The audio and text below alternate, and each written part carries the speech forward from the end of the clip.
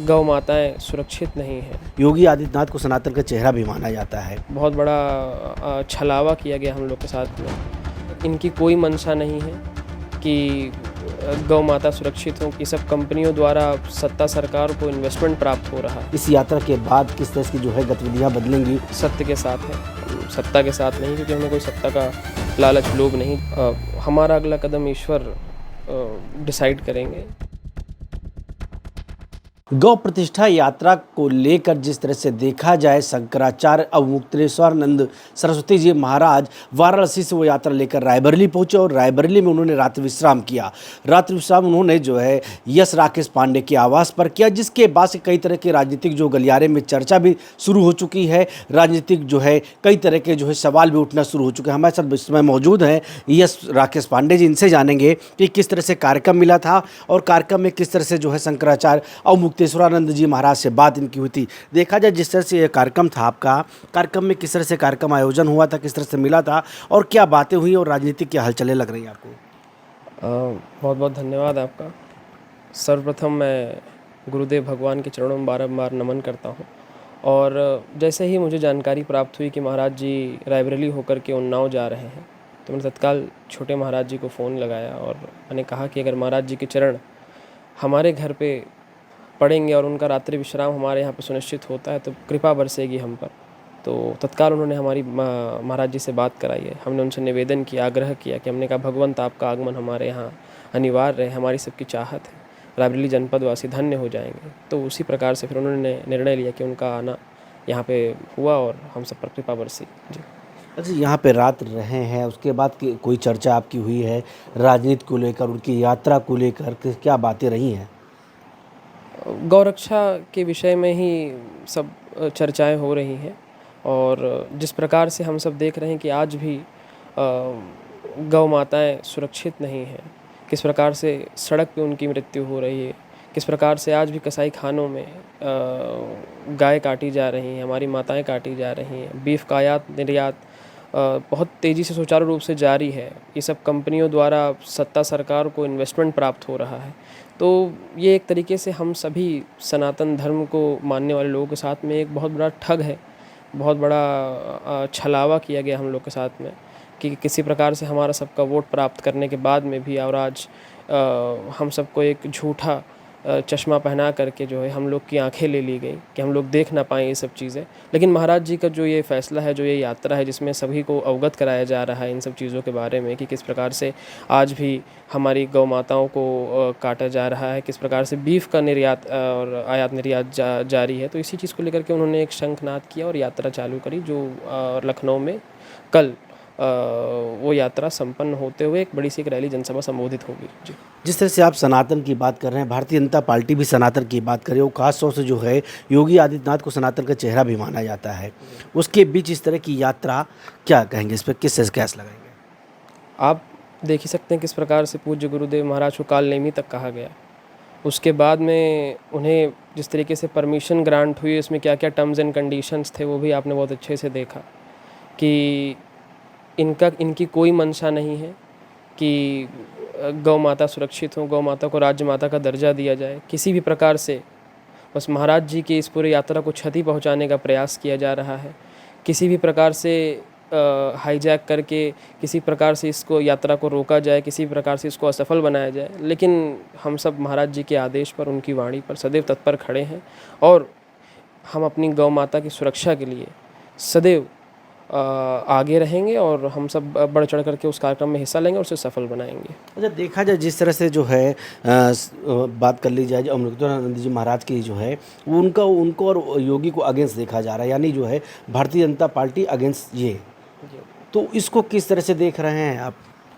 नहीं, इसमें तो बहुत स्पष्ट है कि हमें सबको पहचान करनी कि असली हिंदू और नकली हिंदू कौन है, और ये यात्रा ही उसी लिए हो रही है कि इसमें स्पष्ट हो जाएगा कि असली हिंदू और नकली हिंदू कौन है। जितनी सफल ये यात्रा होती चली जा रही है, आज सभी को स्पष्ट है कि कौन कालनेमी है और कौन कालनेमी नहीं है। अच्छा, देखा जाए जो है आपके पिताजी के भाई मनोज पांडे जी भारतीय जनता पार्टी में हैं और आप जो है भारतीय जनता पार्टी जो इस यात्रा का इनडायरेक्ट तरीके से देखा जाए तो वो इसके पक्ष में नहीं है, और दूसरी तरफ देखा जाए आप जो है इस यात्रा के पक्ष में है, इसको किस तरह से देखा जाए?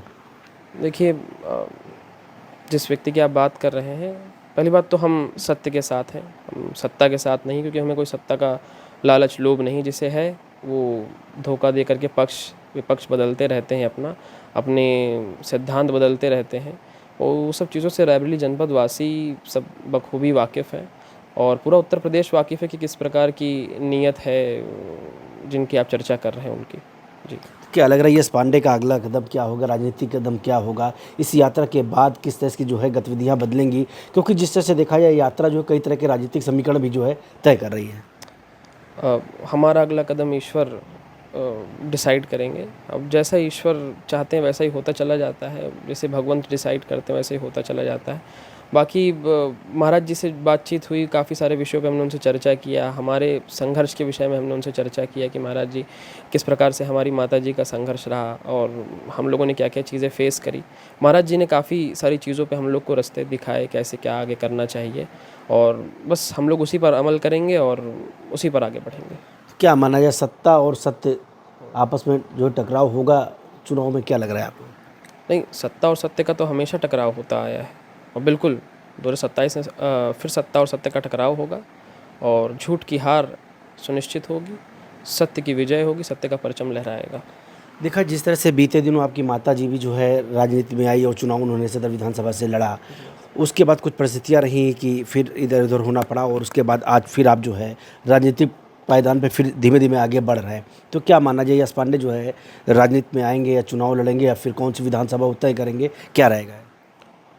समय और वक्त एक बहुत बड़ी चीज़ होती है, वो हर चीज़ का जवाब देती है कि हम कहाँ से क्या करेंगे क्या नहीं करेंगे। वो एक बड़ा डिसीजन होता है, वो सिर्फ हमारे ही हाथ में नहीं होता है।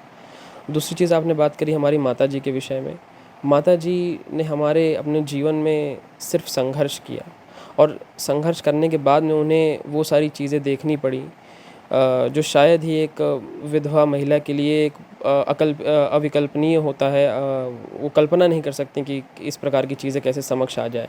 आप जब हम बात करते हैं कि उनके संघर्ष की, तो हम इमेजिन करें, हम सोचें कि वो दृश्य कैसा रहा होगा कि जब अब अपने ही पति के हत्यारोपियों के साथ में अपने ही देवर को बैठ करके हा हा हा करके हंसते देखें, जब उन्हीं के पति ने उनके अपने हाथों में दम तोड़ा हो, और उसके बाद में वो सब लोग एक साथ बैठ कर के हंस रहे हो, जिसमें से एक मुख्य गवाह रहा हो जो हमारे पिताजी के खिलाफ में जिसने मुख्य गवाही दी थी।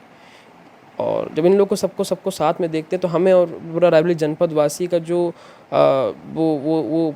जो लोग थे जिन्होंने उस लड़ाई को अपनी लड़ाई मान करके कंधे से कंधा मिला करके चले थे, वो सब अपने आप को ठगा महसूस करते हैं। और ये इस प्रकार के व्यक्ति किस प्रकार से हमारे कुल को, हमारे जन को आगे बढ़ाएंगे, ऐसे विचार वाले लोग किस प्रकार से किस दशा और दिशा में रखेंगे, हमें सबको विचार करना पड़ेगा विवेकपूर्ण ढंग से। कि वो सब भूल जाते हैं कि राकेश पांडे का एक अनाथ लड़का होगा जो देखता होगा, ये जनपद वासी देखता होगा कि मैंने कितना बड़ा एक झूठ का स्वांग रचा था एक समय में, और बस हमें सबको निर्णय लेना पड़ेगा विवेकपूर्ण ढंग से। क्या लग रहा है कि यश पांडे जो है राजनीतिक माहौल में आएंगे और सदर विधानसभा चुनेंगे या फिर ऊंचार विधानसभा चुनेंगे? क्योंकि दोनों जिस तरह से आप बात कर रहे हैं तो इस तरह में ये दोनों विधानसभाओं में खासतौर से लोगों की निगाहें ज़्यादा है।